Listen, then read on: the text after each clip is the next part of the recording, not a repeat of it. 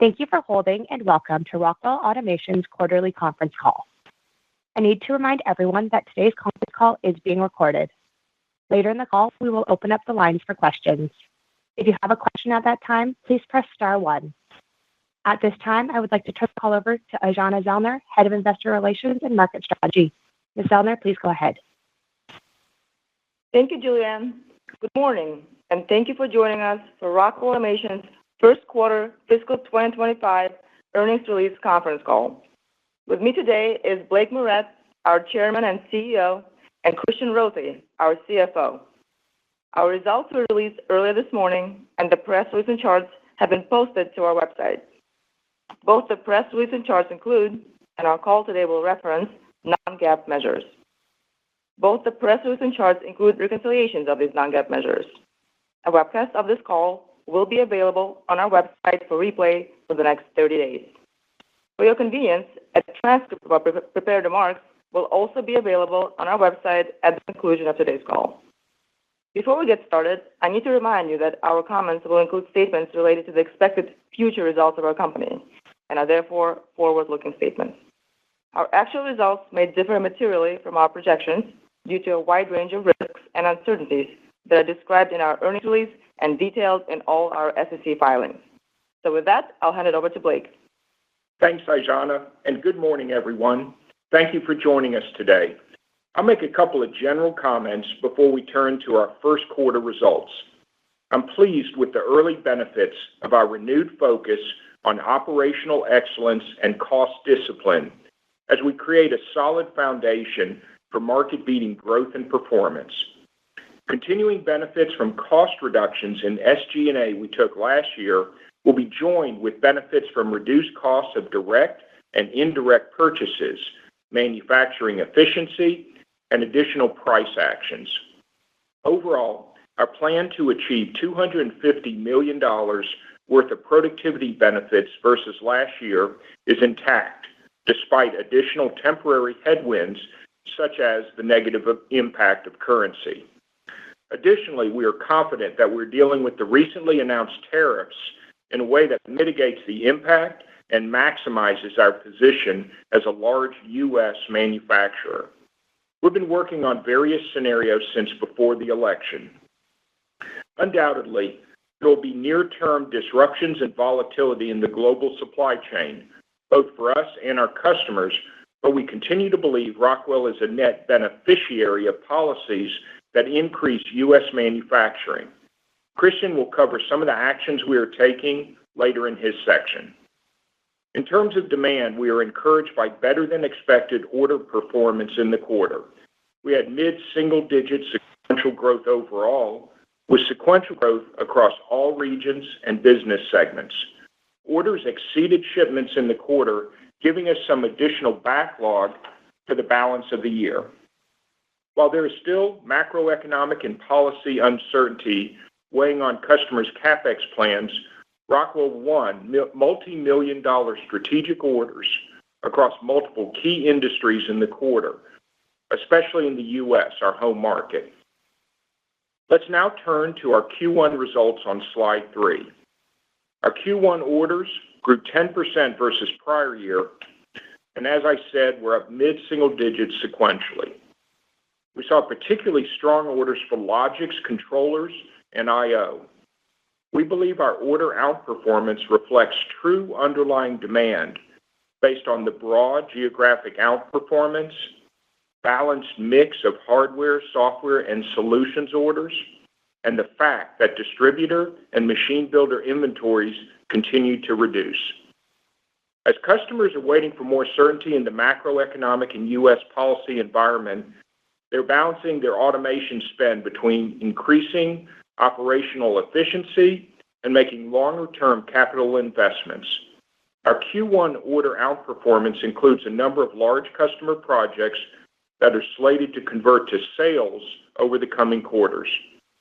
Our Q1 reported sales declined about 8.5% year over year, with slightly better than expected organic sales being offset by about a point of headwind from negative currency translation.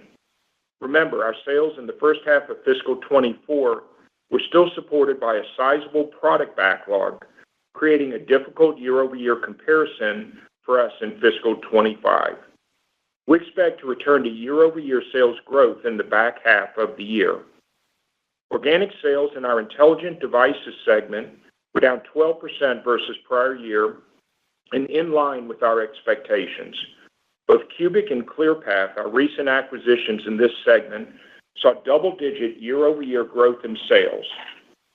We continue to grow our pipeline of multi-year projects here with significant wins across our key industries and global customers. I'll touch on some of these wins in a few minutes. Software and Control organic sales declined about 12% year-over-year, but were above our expectations. Logix exceeded our expectations this quarter, with both orders and sales up double digits versus prior quarter. Logix orders have recovered sequentially during the last 6 months. Some of our newer offerings we talked about at our Investor Day in November continue to set us apart and help get new customers.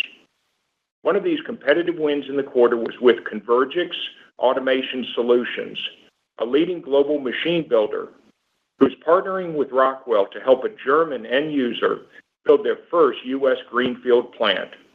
The customer chose our cloud-enabled optics platform for its hardware-agnostic nature and its ability to seamlessly extract and aggregate data from various devices on a plant floor, significantly reducing the time, risk, and cost to integrate solutions from multiple vendors. Lifecycle Services organic sales were up 5% year-over-year. Book-to-bill in this segment was 1.05, led by strong orders in our solutions business and tied to some of the larger multi-year project wins I mentioned earlier. We also saw good growth in recurring services with strategic wins across automotive, tire, and food and beverage. Total ARR for the company grew 11% in the quarter, led by strong growth in our software offerings.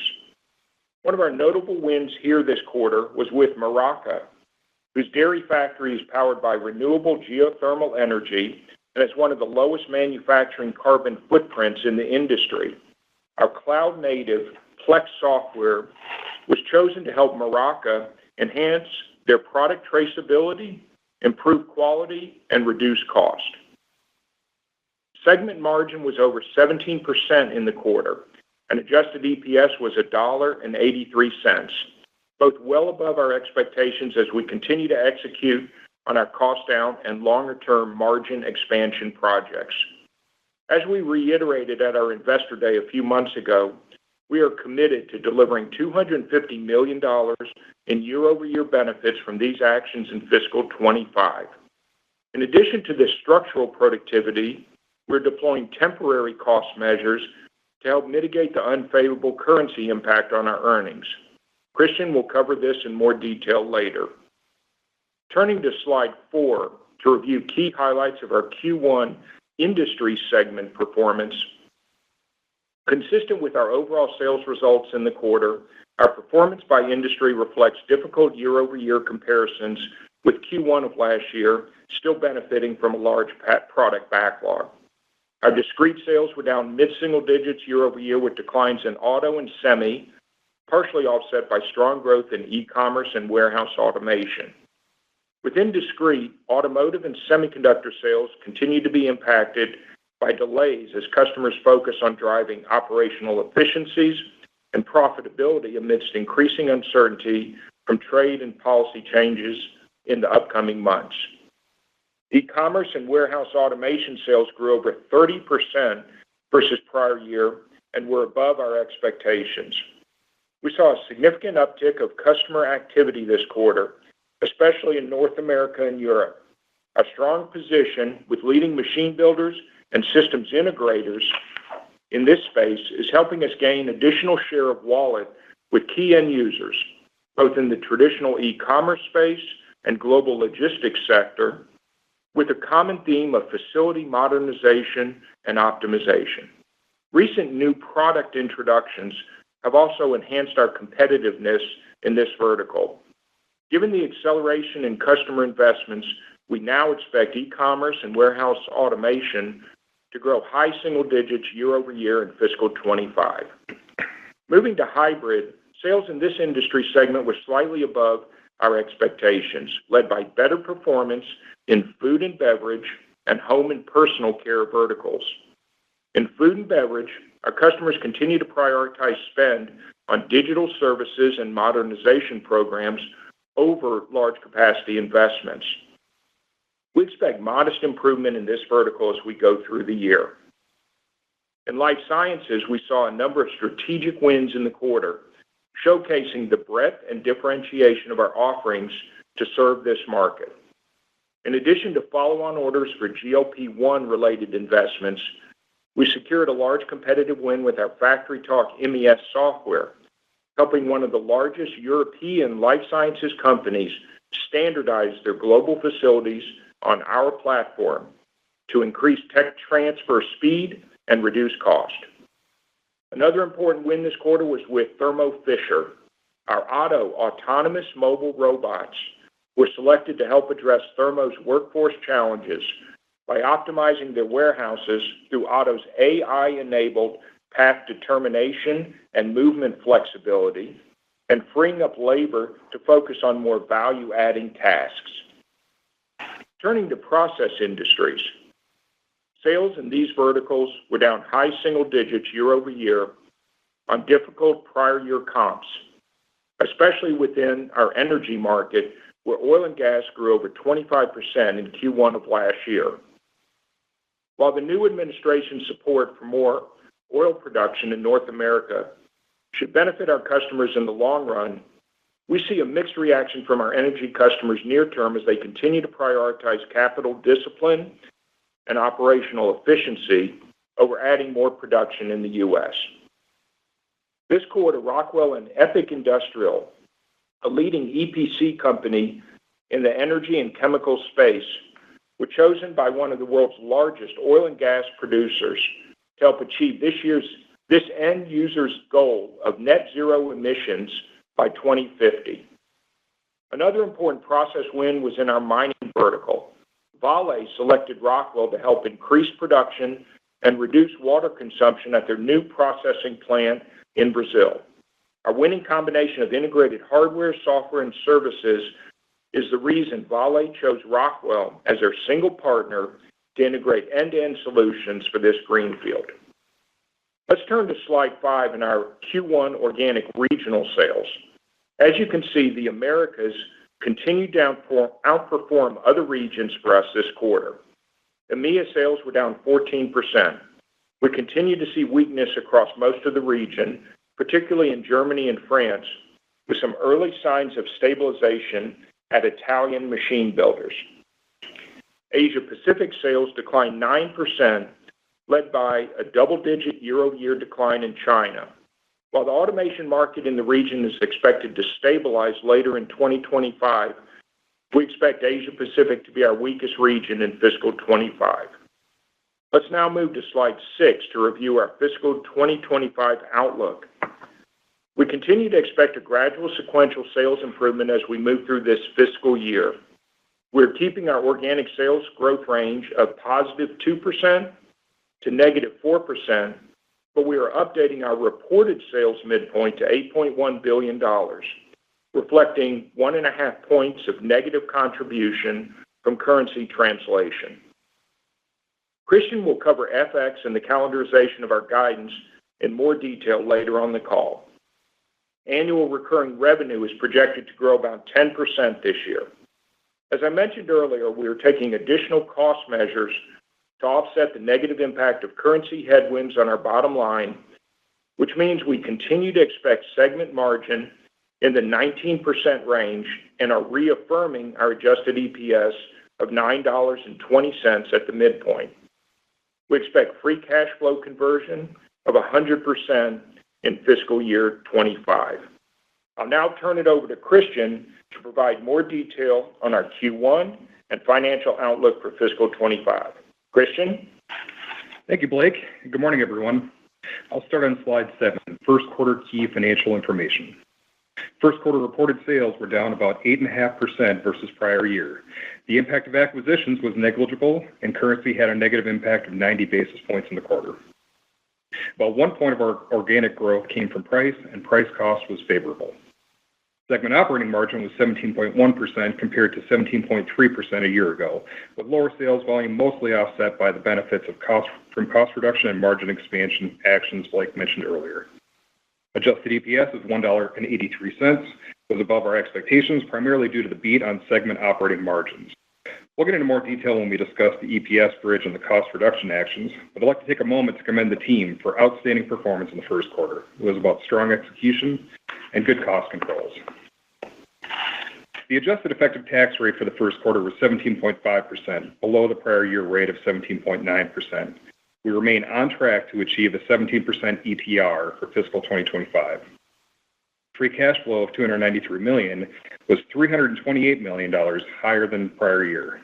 Free cash flow conversion was 140% in the first quarter of this year, reflective of continued working capital management by the team, as well as zero incentive payouts on fiscal 2024 performance. This is in contrast to the first quarter of last year, where we had our cash bonus payout for 2023 performance. Two additional items not shown on the slide. We repurchased approximately 400,000 shares in the quarter at a cost of $99 million.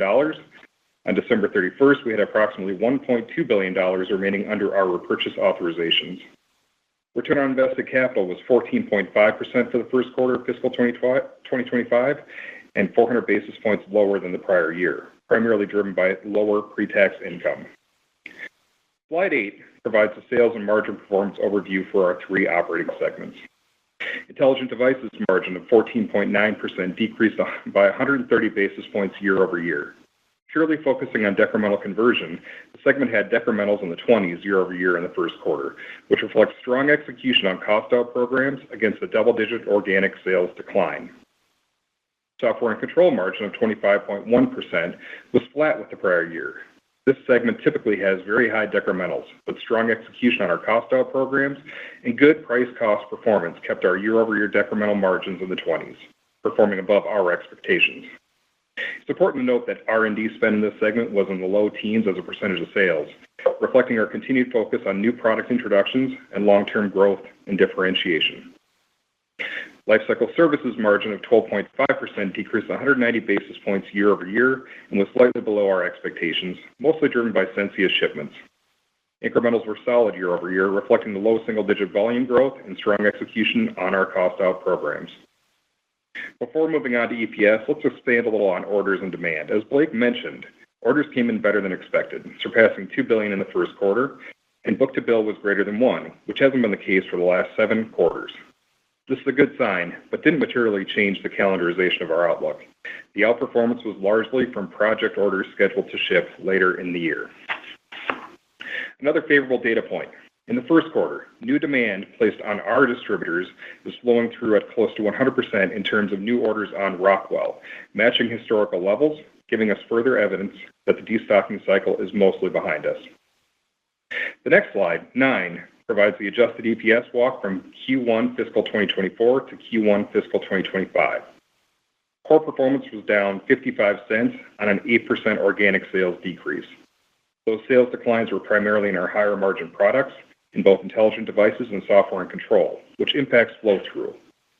Importantly, the organization took some temporary cost measures in Q1, which helped keep the core decremental flow-through on the high single-digit sales decline to this level.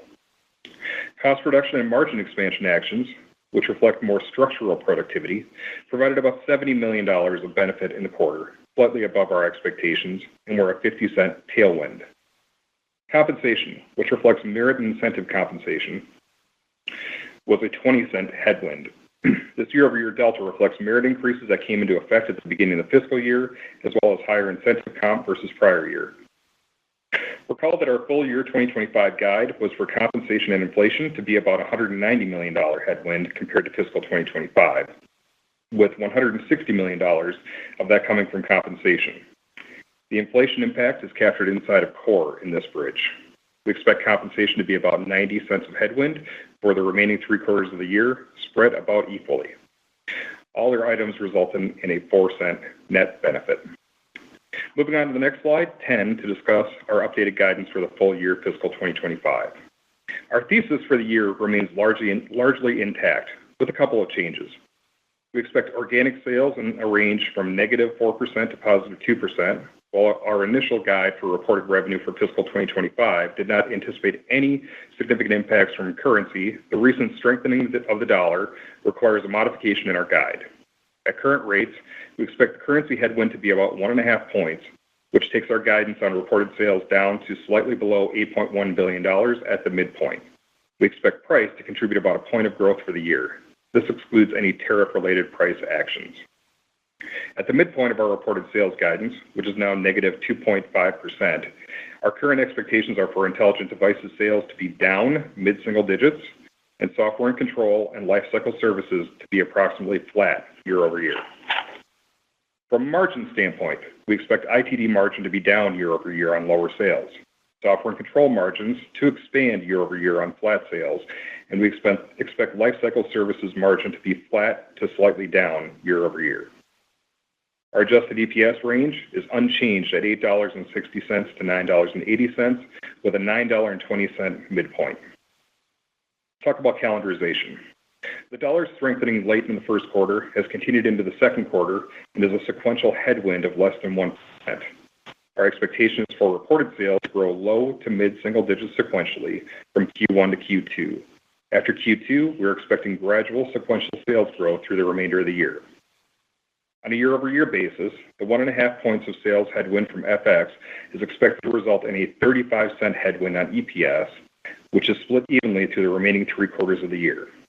As Blake said earlier, we're taking additional temporary measures on spending to offset this impact. The team performed well in spending control in the first quarter. We're going to hold those reins tight so we can continue to drive toward that adjusted EPS midpoint of $9.20. Specific to Q2, we expect segment operating margins to expand about 100 basis points sequentially on the incremental sales volume.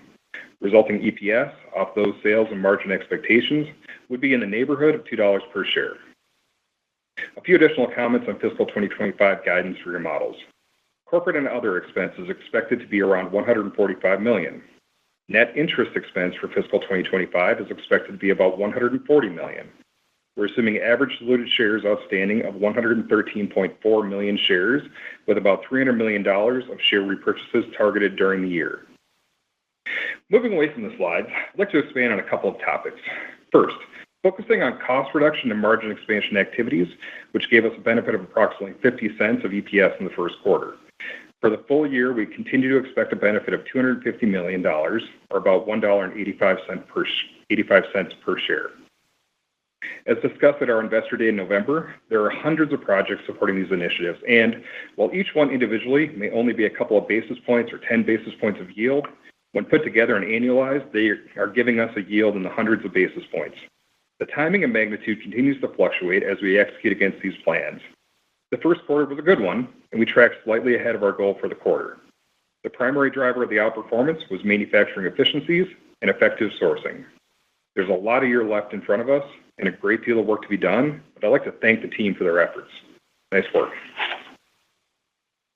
While you may see this initiative as cost out, because that's what we're tracking and reporting to our investors, it's important to note that the ultimate goal of productivity is to drive revenue through competitiveness and speed. These actions are setting us up for long-term growth of both sales and earnings. To that end, I want to follow up on some other operational excellence topics from our Investor Day. The Rockwell operating model continues to develop as we build a foundation to sustain our cost out initiatives, as well as drive margin expansion for the long term. During the first quarter, we had another 1,300 Rockwell employees complete Yellow Belt training. In addition, we rationalized over 21,000 SKUs as we seek to simplify our operations and improve customer experience. Our product resiliency index continues to improve as we steadily reduce single points of failure in our operations. While those initial efforts arose from the supply chain crisis, as we enter into an era of changing tariffs and trade, this resiliency enables us to respond to dynamic conditions. Moving on, I'd like to go into some depth around the potential tariff impact to our business, including our short-term actions as well as longer-term thoughts.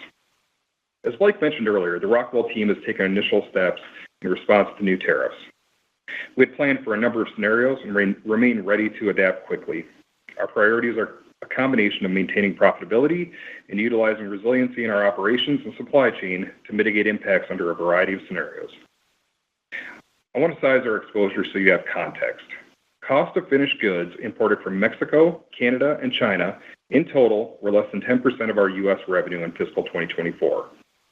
Separately, in fiscal 2024, our direct imports into the United States from Mexico, both from third parties as well as from our own manufacturing facilities, were approximately $350 million. Imports from Canada and China were each approximately $100 million. Our tariff mitigation plan is multifaceted. For the near term, this will be primarily through price, and we have implemented price changes from the additional China tariffs that were enacted on February 4th. We have made and will continue to make changes to manufacturing locations where there's an attractive ROI. Canada and Mexico tariffs, if they happen in March or sometime in the future, will impact both standard products as well as a portion of our configured order sales. We will enact price increases on impacted products and also intend to reprice our backlog to reflect our new price list.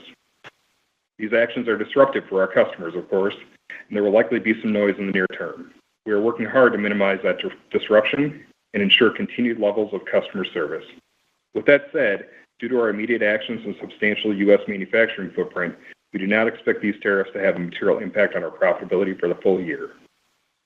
Beyond pricing, we have a number of projects that are in flight to mitigate tariff costs through alternative sourcing and movement of production locations.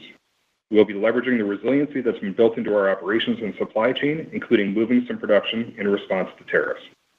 For example, we have some products that are produced in Mexico and destined for the U.S., but similar production that occurs in the U.S. where the destination is outside the United States.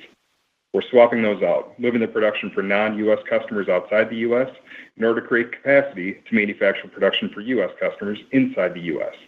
It's a small portion of our overall tariff-impacted operations, but a good example of quick moves we can make. As Blake mentioned at our Investor Day, our operations team has done a good job of keeping infrastructure in place for second shift, sometimes third shift in locations that have been challenged with lower volume in the last 12 months. That creates an opportunity to move production into the U.S. to avoid tariffs with a limited time lag. As you know, we're in a very dynamic environment, so we will continue to leverage our agile supply chain and take additional steps as necessary. With that, I'll turn it back over to Blake for some closing remarks before we start Q&A. Thanks, Christian. As I mentioned, we're seeing some encouraging new project activity across multiple end markets. Many of these involve U.S. user sites, but they involve multiple points of influence around the world. And we're doing a good job of coordinating this global effort. We expect the impact of so-called mega projects to be meaningful in the next few years. We continue to track new legislation and executive orders as they are announced.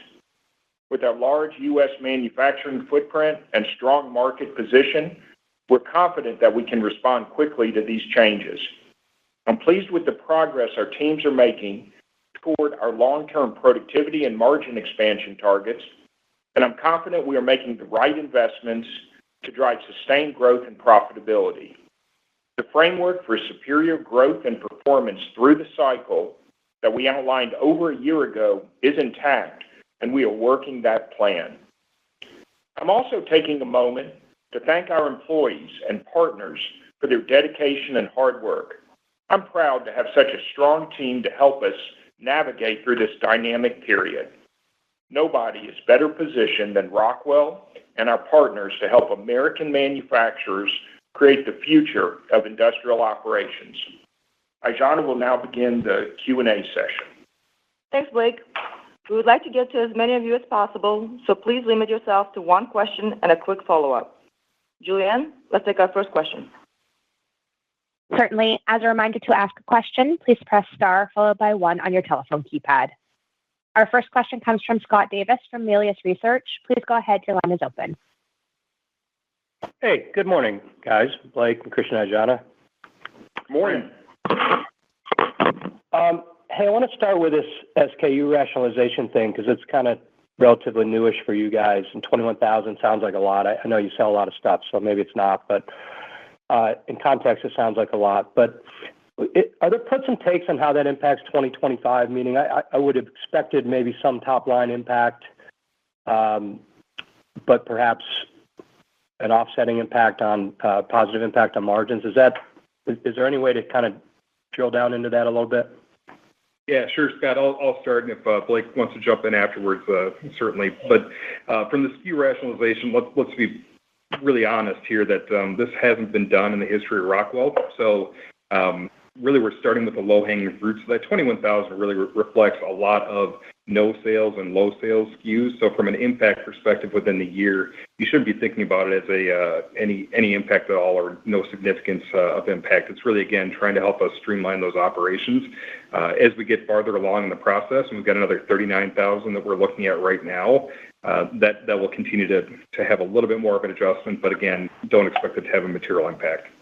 Yeah, and think of this as part of a spectrum of activities as we go in and take a little bit closer look to those total SKU portfolio.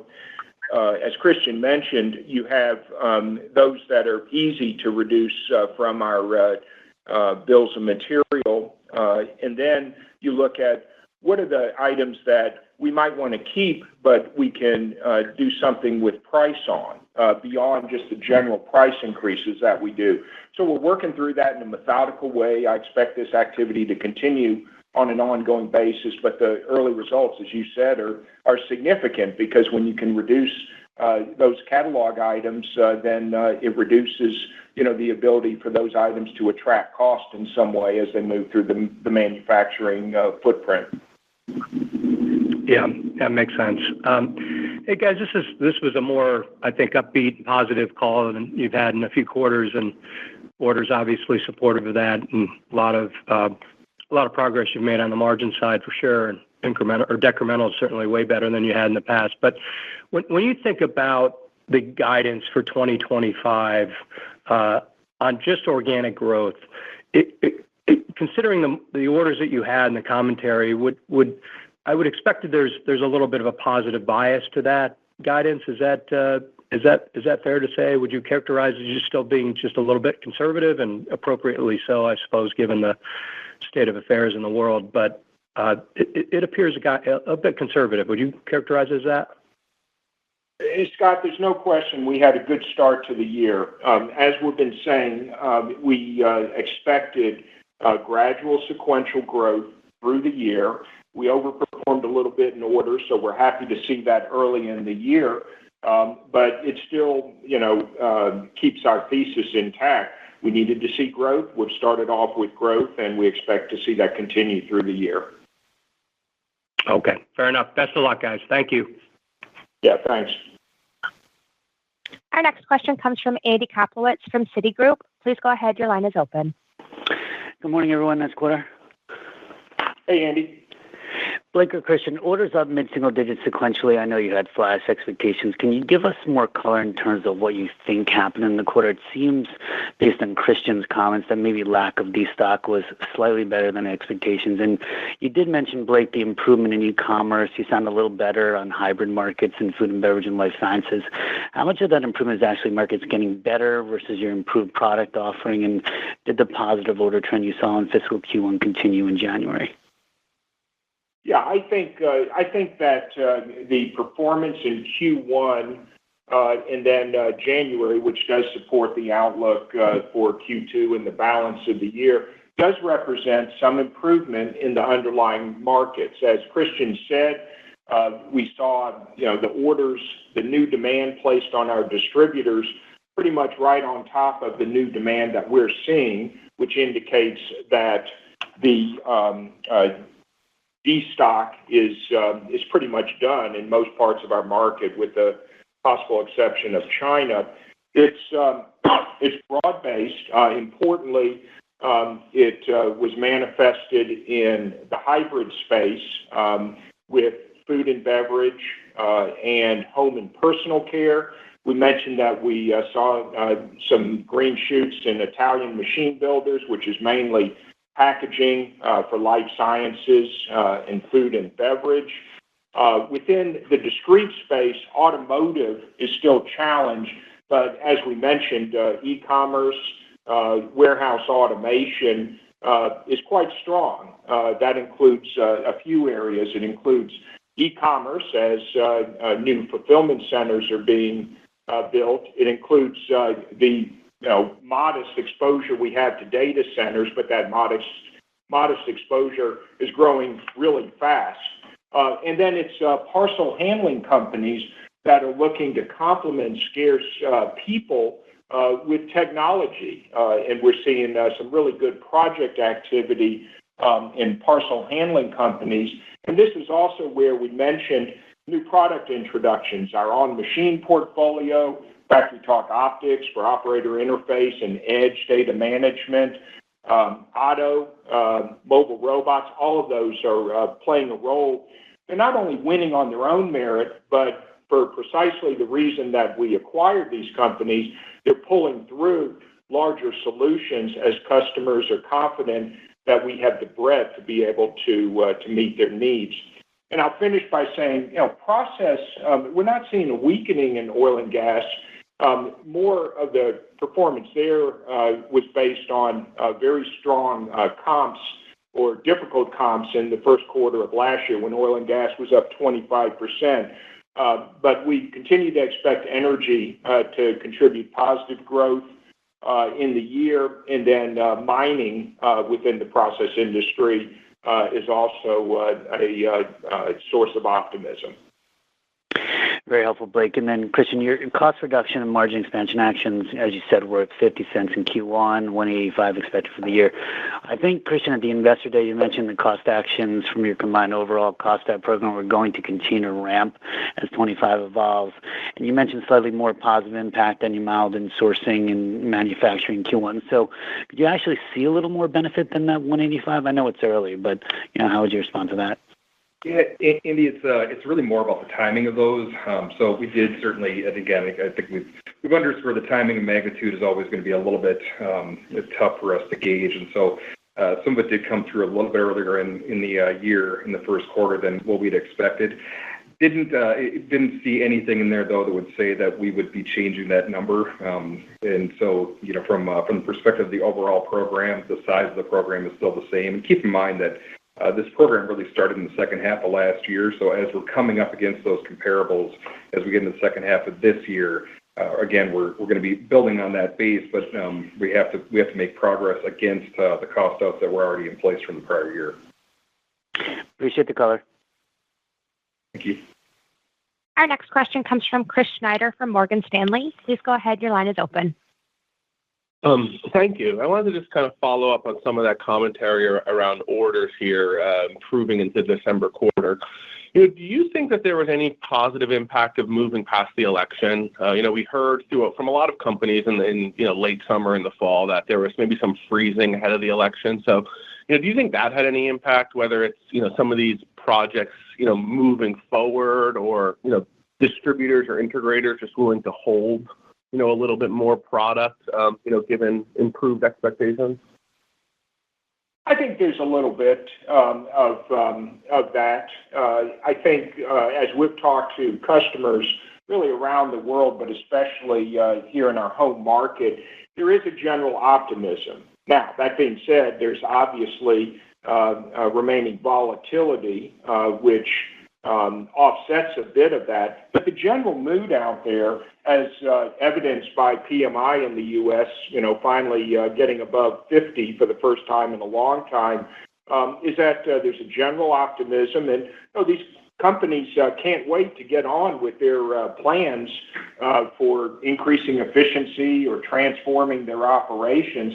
And at some point, they're all concerned about waiting too long and losing share to companies that move more assertively. So I think we did see a little bit of that, as evidenced by the broad-based project activity that we mentioned in the first quarter. Thank you. I appreciate that. And then for my follow-up, maybe one for Christian. So software and control margins, obviously, real standout this quarter, up year on year despite, double-digit revenue decline. I guess, what should we expect the rest of the year there for margins? Because it seems like revenue should continue to build sequentially as the year goes on. And I would think with that, those volumes lift up margins for the segment as the year goes on. Thank you. Yeah, sure, Chris. So Yeah, as the year goes on, again, we talk about favorable mix, and Blake specifically mentioned Logix and IO being nice contributors in the quarter. And as we talked about for the full year, we are expecting that business year over year is going to be in that flat range, which should get some expanded margins. So really nice start to the year. But from an overall margin perspective, again, we're just looking for that to continue to progress gradually during the course of the year. Thank you. Our next question comes from Julian Mitchell from Barclays. Please go ahead. Your line is open. Oh, yes. Hi, good morning. Maybe my first question was just around trying to understand, again, sorry to go back to the orders, and understood year-on-year is up double digits, but off a very depressed base a year ago. So maybe if we think about the book-to-bill, it's a bit easier. I think maybe that was about 1.07 in your first quarter. I imagine it's always above 1 early in the year, below 1 second half of the year. So is there any sort of historical context you could put around that book-to-bill? Kind of what is it typically in the first quarter, company-wide? Any way you could sort of flesh that out, and how we should think about that book-to-bill moving over the balance of the year? Yeah, Julian, I don't know that we have as reliable a correlation in orders at the beginning of the year as we do with what you mentioned, and that is at the end of the year, certainly Q4, you can typically count on higher shipments, particularly in our configure to order and Lifecycle Services business. We did see orders a little bit better than expectations in the first quarter. We mentioned mid-single-digit growth overall. Products were actually a little bit better than that in terms of sequential growth.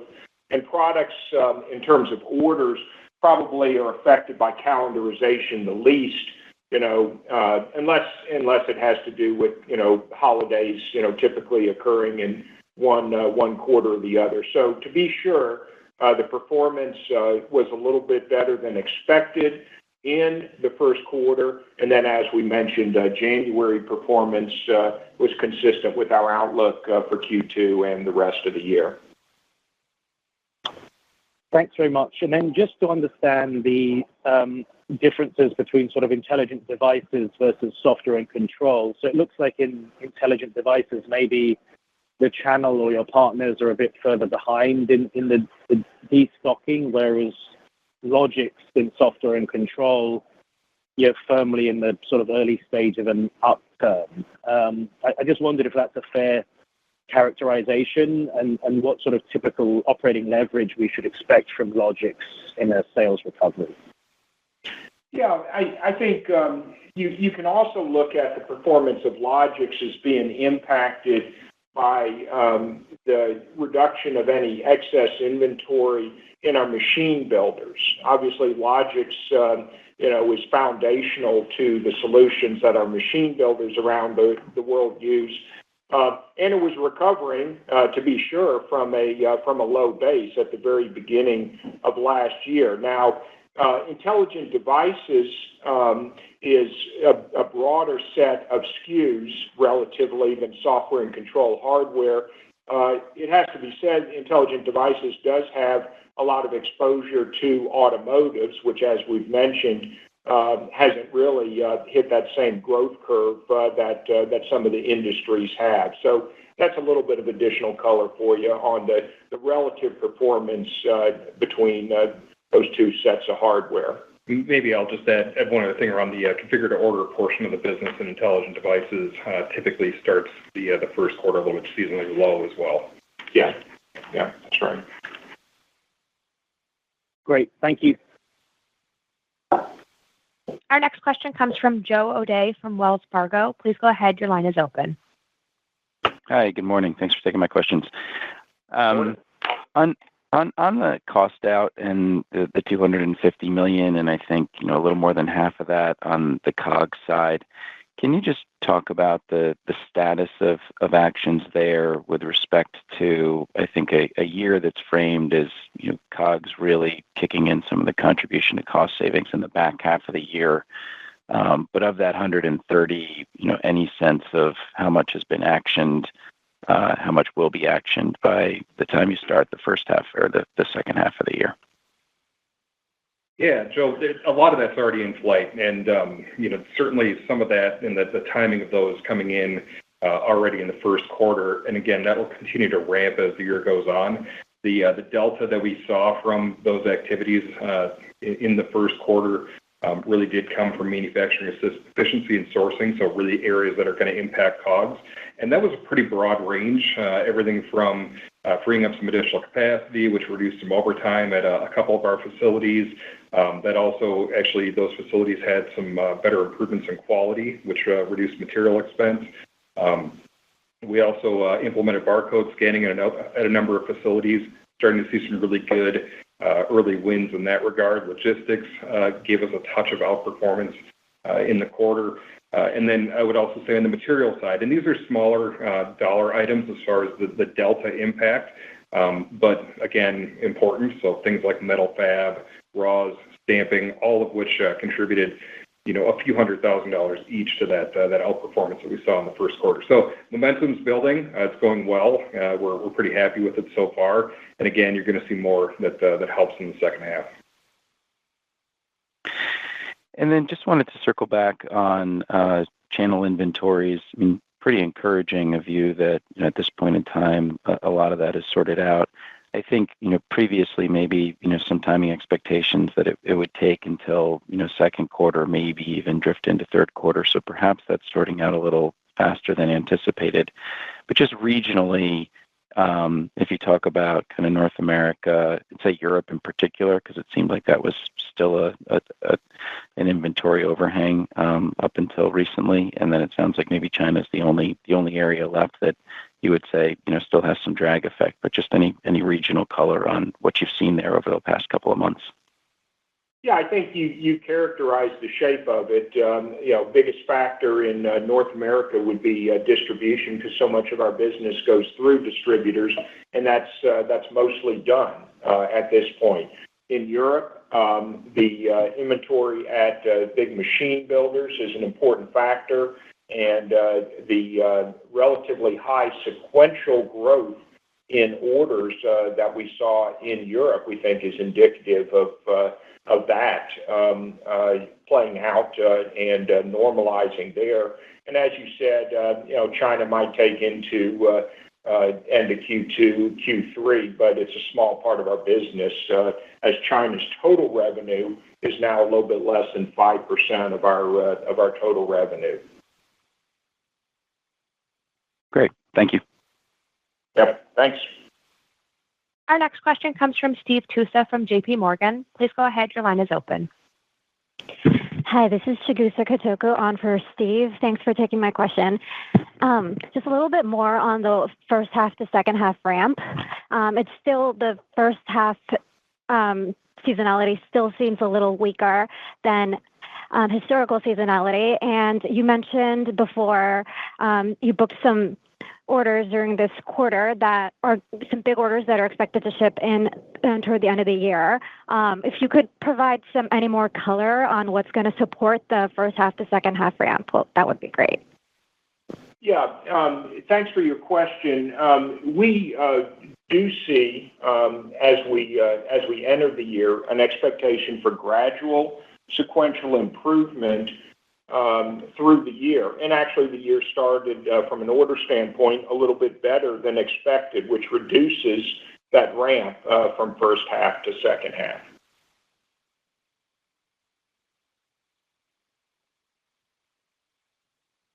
Okay, thank you. And then on the second quarter, if you were to do similar decremental margins to the first quarter, it looks like there's some upside to the $2 in EPS that you mentioned, but is there any reason you can't do similar decrementals to the first quarter?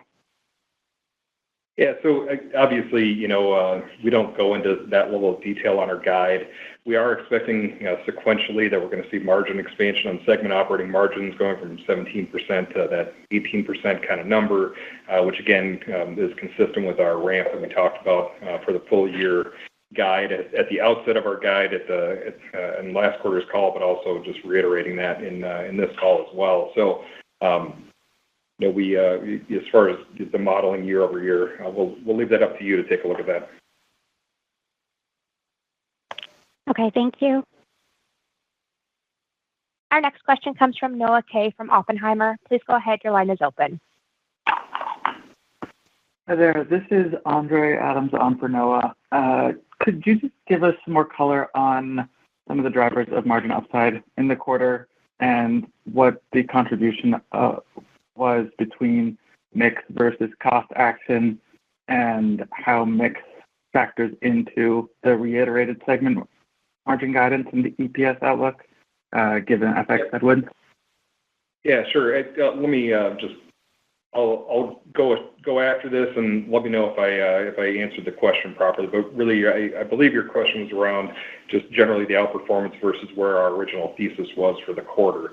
If we break that out, there were kind of three primary drivers behind it. The first portion was that we did have a favorable mix. That is, the software and control business performed better than what we had expected against the lifecycle business, which was a little bit below our expectations. So favorable mix was the first item. The second one was that, as Blake discussed and I also discussed, we had these temporary cost measures that the organization performed really well against. You'll see that inside of our core in that bridge schedule.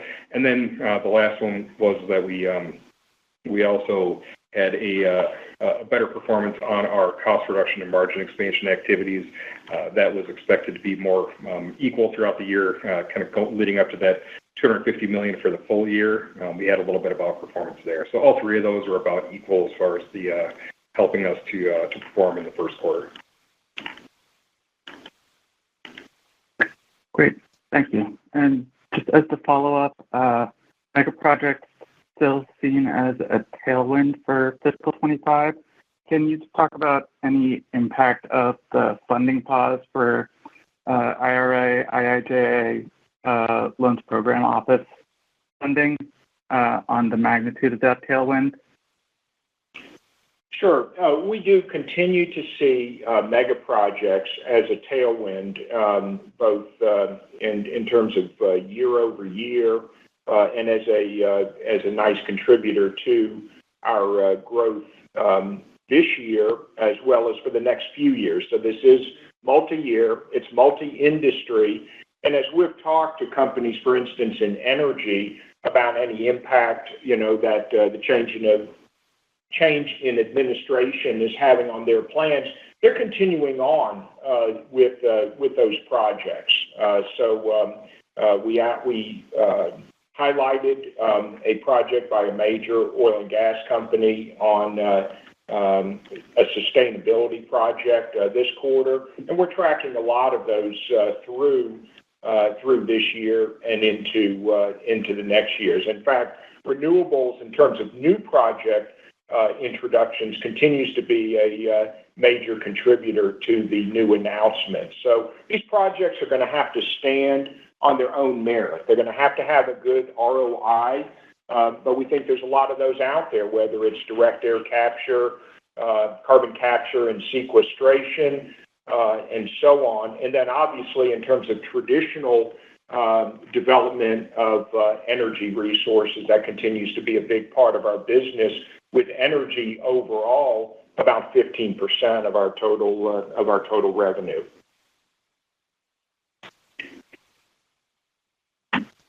Great. Thank you so much. Our next question comes from Jeff Sprague from Vertical Research. Please go ahead. Your line is open. Hey, thank you. Good morning, everyone. I just wanted to come back. Hey, good morning, Blake. Just wanted to come back to orders. Sorry, I guess it's for the umpteenth time on this call, but I just want to be clear on the $2 billion plus number that was given. I don't quite get there based on the year over year and sequential changes you talked about. Maybe my base is a little bit off, but is that a reported number, an organic number? Maybe you could be a little bit more precise on that if there's anything else to add. Yeah, Jeff. So that is that's a reported number, and I'm not sure exactly what the what the number is that you're looking at from the prior year, but we are being consistent with the metric and how we've thought about it historically. Again, knowing that we didn't always and we haven't always given the exact number on orders. It was really more of the I think a lot of folks are getting that order number based on the delta and what happened with backlog versus shipments. But again, we thought it was notable that we were back over $2 billion, and we wanted to call that out. Yeah, that's what I'm doing too, the implied orders based on backlog and revenue changes, but fine, I'll play with that. And then also just wanted to come back to kind of the cost reductions. It looks like your corporate expense, actually, you raised the corporate expense for the year, if I have that correctly. What is going on in that line item? Yeah, so corporate expense obviously has a number of smaller items that move around from quarter to quarter and throughout the year. Probably the biggest change in the delta on we did take that number up for the full year is really around some of the execution costs on some of the margin expansion and cost reduction activities. We're going to take those on the corporate side, so that's the reason why that number went up slightly.